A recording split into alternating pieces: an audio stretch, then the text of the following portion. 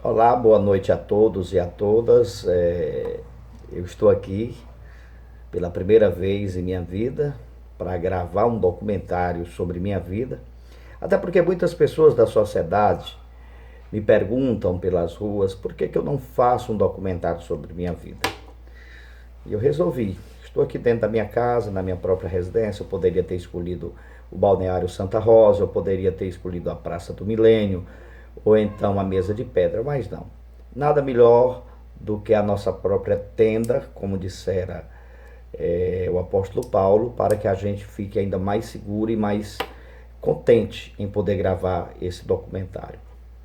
Queria dizer para vocês que eu sou filho do senhor Sebastião de Souza Pereira, hoje falecido, mas muito conhecido como Sebastião Canuto.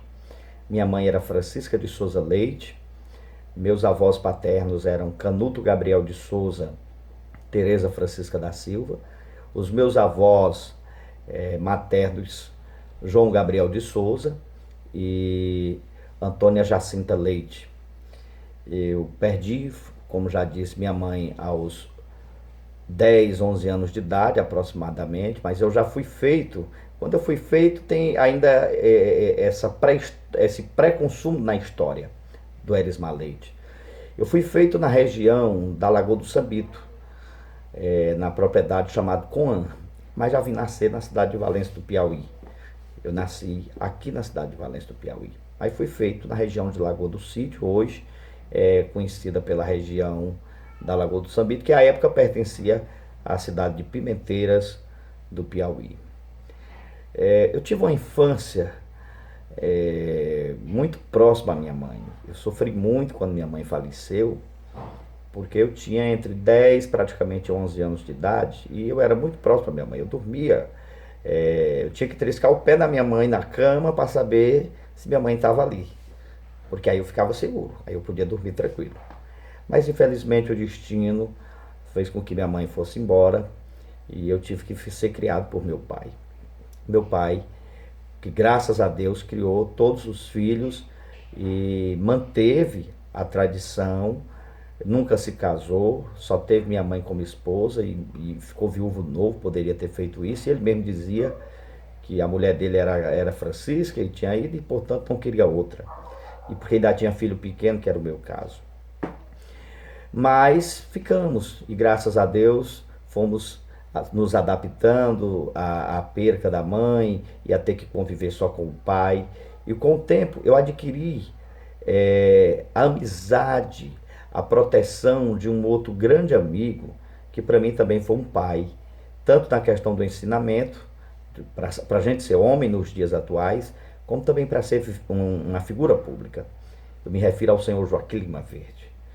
Seu Joaquim e Dona Iris, eu sou muito grato a esses dois, porque praticamente 70% da minha adolescência eu vivi com o seu Joaquim. Com 11 anos de idade, seu Joaquim Lima Verde estava pagando uma conta no finado Zequinha Crente. E seu Joaquim pagando a conta e dando um cheque, eu digo, seu Joaquim, o senhor vai pagar a conta toda? Ele dizia, aprenda, quando você comprar, pague. Você prometeu? Eu digo, prometi, pois cumpra. Sabe dizer sim? Eu digo, sei. Pois saiba dizer não. Então, seu Joaquim, a gente foi aprendendo as coisas. Com seu Joaquim, eu aprendi a conhecer a primeira estrada vicinal da cidade de Valença do Piauí. Porque naquela época tinha muito reisado, muito roda de São Gonçalo, na zona rural, e as festas começavam cedo. E eu ia com o seu Joaquim, no Abelina del Rey, andando pelas comunidades. Só que a primeira comunidade que eu conheci andando com o seu Joaquim, no Abelina del Rey, foi a comunidade Fumal. O seu Joaquim ia para lá, teve o reisado, depois do reisado teve inclusive uma valsa para seu Joaquim. Naquela época não tinha cerveja. O seu Joaquim levava uma caixa de cachaça quente, aquelas cachaças, tá entendendo? Que a turma gostava era de cachaça. E assim fomos aprendendo a conhecer mais a vida social e a vida pública. Eu passei a conhecer a região do Boritizal, depois a da Isidória, terminando até o Mimoso, até porque naquela época não tinha esse conflito de Fumal, de Palmeirinha, de Comboeiro, como hoje quem é do Fumal não quer ser da Palmeirinha, quem é da Palmeirinha não quer ser do Comboeiro, aí já dá um nome como Nova Esperança, cada um tem seu próprio sobrenome, e naquela época se chamava região do Fumal. E dali passei a conhecer outras regiões.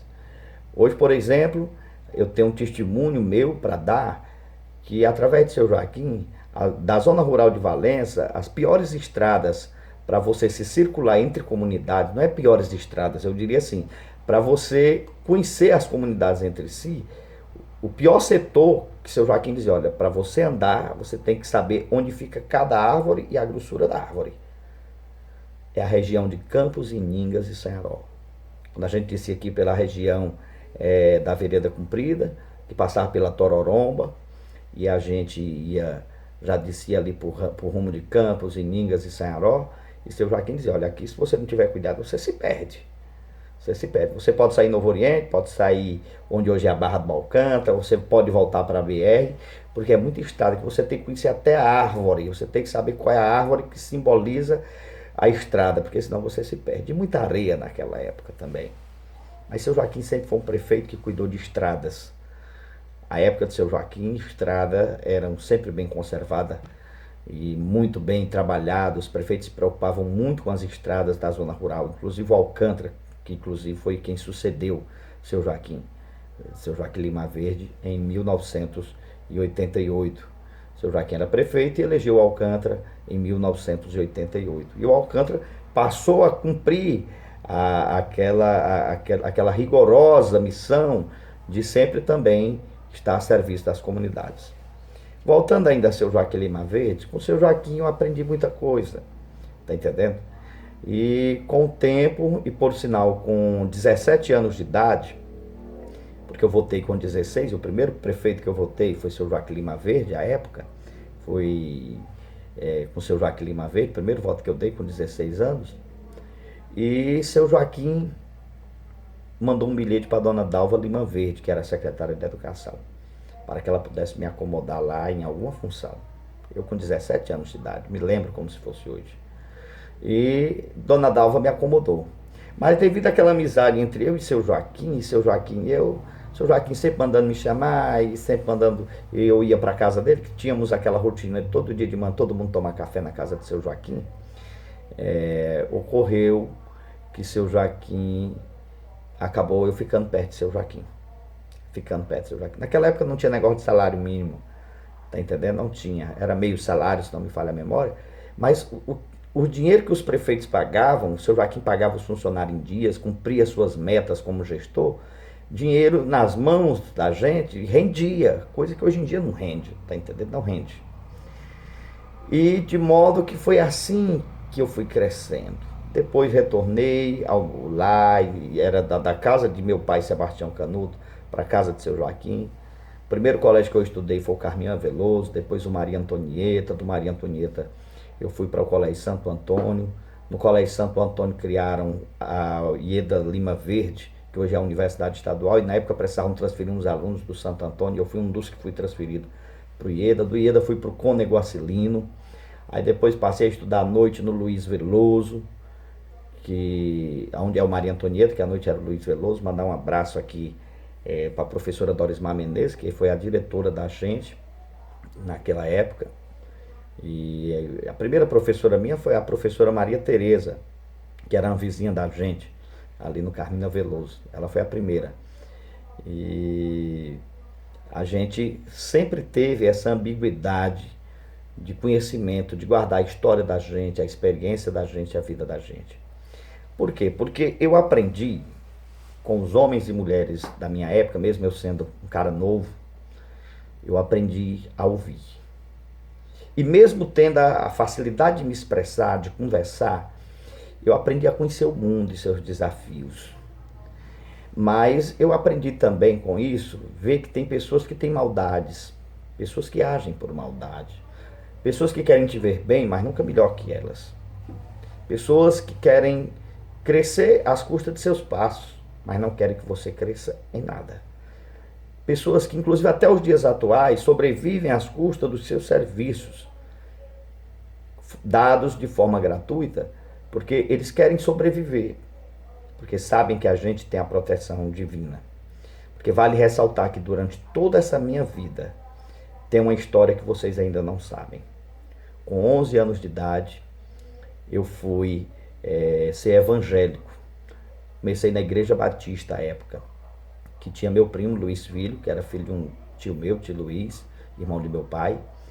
E ele era missionário da Igreja Batista, e aí a gente foi para lá. Na época eu tinha o seu Luiz Pereira, tinha a irmã Nísia, a irmã Edith, que a gente chamava, que tá entendendo? São pessoas da minha época. A Ingrid Martins era criancinha naquela época. O Railan, o Rodrigo, que são amigos de infância da gente da época de Igreja Batista, que são filhos do irmão Alves, né? Que é o grande amigo Alves, que é eletricista aqui de Valença. Aí com o tempo, Dionísio Filho foi para Teresina, foi transferido, e foi com o tempo eu fui acomodado na Igreja Evangélica Assembleia de Deus, onde Deus teve que me destinar para a igreja. Na época o pastor era o pastor Ribamar. Do pastor Ribamar, ele demorou um pouco tempo na igreja, chegou o pastor João Bispo de Azevedo. E o pastor João Bispo de Azevedo, com aquela alegria, aquele impulso dele, melhorou muito, ajudando muito a capacidade espiritual. Até porque ser crente naquela época, até ser crente naquela época é diferente dos dias atuais. Não existia essa vaidade que existe no mundo hoje em dia. A gente orava de madrugada, a gente jejuava, havia concursos de Bíblia para saber quem lia de Gênesis e Apocalipse, tá entendendo? Inclusive, depois do pastor João Bispo, veio o pastor José Gonçalves de Souza, que esse também foi um pai para mim, um pai espiritual. O pastor José Gonçalves, com a irmã Lourdes, os meninos, Josélia, a Josélia, nós temos também o Joelson, tá entendendo? A turma toda. Devido ao vídeo ser muito grande, a gente não quer crescer muito. Mas o pastor José Gonçalves me ajudou muito. Hoje ele está em Parnaíba. E um forte abraço para ele, se ele puder ter acesso a esse vídeo. Para a irmã Lourdes, um carinho muito grande do meu coração para eles. Não vou me emocionar, tá bom? De modo que a igreja me ajudou muito. Muito, muito, muito, muito. E tudo que eu sou até hoje eu agradeço ao Pai, ao Filho e ao Espírito Santo. Porque se eu dependesse do ser humano, eu já tinha ido embora, ó, faz muito tempo. Muito tempo. Porque eu sou um cidadão que nunca pedi a Deus para ser rico. Também nunca pedi a Deus para ser pobre. Eu sempre pedi a Deus o necessário para me viver, para me ter para mim. E se eu puder servir com pouco, ou a quantidade que Deus me desse, servir aos outros, servir também. Eu não tenho ódio, eu não tenho rancor, eu não tenho inveja, eu não quero nada de ninguém. Eu tenho defeitos, tenho muitos, mas essas qualidades eu carrego comigo em nome de Jesus Cristo até hoje e debaixo do sangue de Cristo. Talvez por este motivo eu seja, inclusive, razão para ter inimigos gratuitos, pessoas que me perseguem, que querem me ver mal, que me maltratam, que fazem absurdos comigo. E até outros que me perguntam, por que você não reage? Eu digo, eu não reajo porque Deus tem uma promessa comigo. Eu vejo cada um desses que me faz mal, depois, ou está precisando de mim, ou então a gente vê em qualquer um outro estado de vida. Quem sabe até a morte. Mas Deus sabe do que faz. Quando foi em 2002, eu estava nos trailers da Praça Getúlio Vargas, em Valença, quando eu fui convidado pelo Estênio Rommel, pelo Joãozinho do Ciata e pelo ex-vereador e bancário Jeová Bonfim, para ser radialista. Eles perguntaram, mas você não tinha vontade de trabalhar em rádio? Eu disse, eu nunca mexi com rádio. E aí fui convidado, fui fazer uns testes. Até porque naquela época, também ainda com 17 anos, meu pai, Sebastião Canuto, tinha dito, meu filho, você já tem 17 anos, está na hora de cair no mundo, construir o que é seu. Eu não estou lhe mandando embora, não. Eu estou dizendo que você tem que começar a construir, a ter o que é seu. Porque você não vai ter, já não tem mais mãe, nem vai ter pai a vida toda. Ou seja, meu pai já dizia, nas minhas mãos você é uma coisa, nas mãos de seus irmãos, ou de seus amigos, ou de seus parentes, é outra coisa. Ninguém acomoda a gente como o pai e a mãe. Tirando ele, só a proteção divina. De modo, meus amigos e amigas do Facebook, do Instagram, do Twitter, do WhatsApp e de todas as redes sociais do Erismar Leite, que eu fui trabalhar na nossa FM, localizada lá no bairro Vale Verde, e trabalhei por volta de 2 anos lá. Inclusive quero mandar um abraço para o Alderi Ferreira. Na época foi quem me ensinou tudo sobre o computador. Eu não sabia mexer em nada, eu era muito matuto naquilo. Essa facilidade de me expressar, Deus sempre me deu este dom. Agora, mexer nessas coisas eu não sabia. E eu fui aprendendo e fiquei. O meu trabalho foi tão bom e abençoado por Deus, que um dia eu recebi um convite do Gilberto Dino Barbosa para ir para a nossa FM. E eu cheguei para o Estênio, eu cheguei para o Joãozinho, para o Jeová, gente, eu recebi esse convite, mas eu não vou. Porque a gente, quando é muito grato pelas pessoas que fazem alguma coisa para a gente não quer deixar essas pessoas. Mas o Estênio foi excelente comigo, o Estênio, não. Nós mostramos você, agora pode seguir em frente. Aí fomos trabalhar na Valência FM, trabalhamos muito tempo na Valência FM. Depois recebemos um convite do Ronaldo Sobreira para ir para a FM Cidade, lá ficamos 8 anos. Só que em meados de 2010 eu quebrei minha perna num acidente de moto aqui na ladeira do Buritizinho, indo para a Lagoa do Sírio. E eu fui submetido à cirurgia, tendo que colocar aqueles ferros na perna, passei 8 meses ausente. Na época eu tinha contratado o Eberson para ser meu repórter de rua e acabou sendo repórter de estúdio, porque eu vivia caçando conversa com ele. Era eu apresentando e jogando papel nele, jogando papel em mim, uma amizade ambígua, um grande amigo Eberson Vieira, um abraço para ele. E eu tive que contratar porque eu precisava, eram muitas denúncias. E era muito problema em Valença na época e eu precisava de alguém para me ajudar. E eu contratei o Eberson, inclusive a pedido do Raimundo Barbosa na época. O Raimundo Barbosa dizia para mim, até brincando, o Eberson não precisando comigo não, viu? O Raimundo dizia assim, Erismar, o Eberson casou recentemente com uma mulher da Inhuma e a mulher tá grávida, dê essa vagazinha para ele, porque ele precisa de já trabalhou como na Valência FM fazendo isso. Eu disse, não, pois tá bom, pois traga. E a Wilana, na época trabalhava comigo, também me pediu essa força.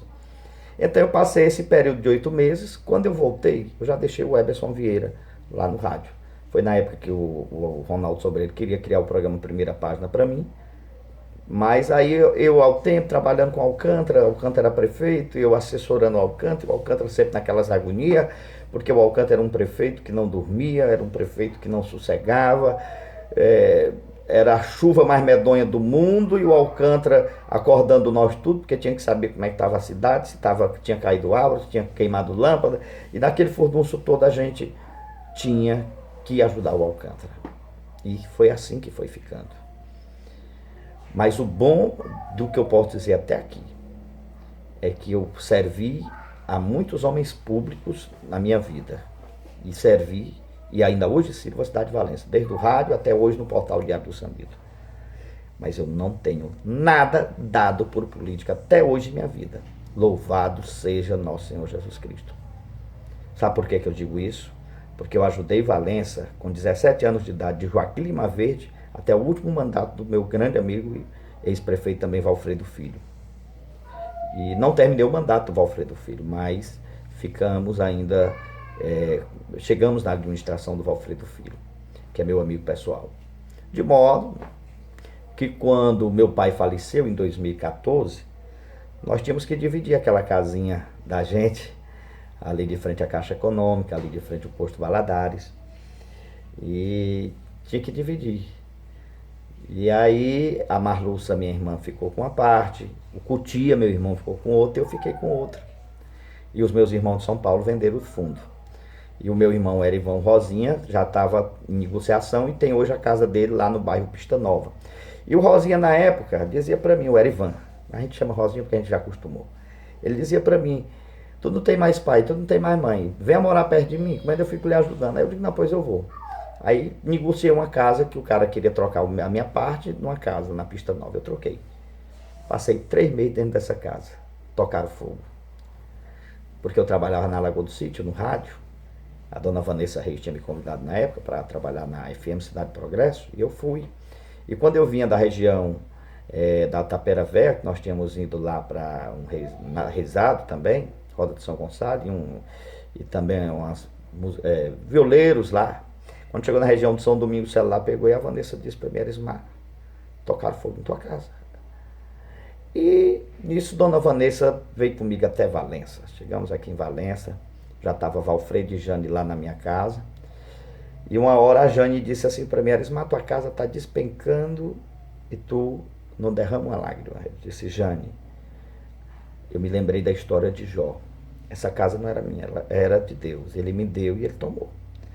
Porque nada do que nós temos é nosso. Tudo é de Deus. Você não tem nada. Fique sabendo disso. Você não tem nada. Você só tem o que é de Deus. Você só está vivo por causa de Deus. Eu só estou vivo por causa de Deus. E voltei para a Lagoa do Sítio. Morei 5 anos na Lagoa do Sítio, para poder vender o terreno lá de cima e comprar esta casa que agora eu estou aqui gravando esse vídeo.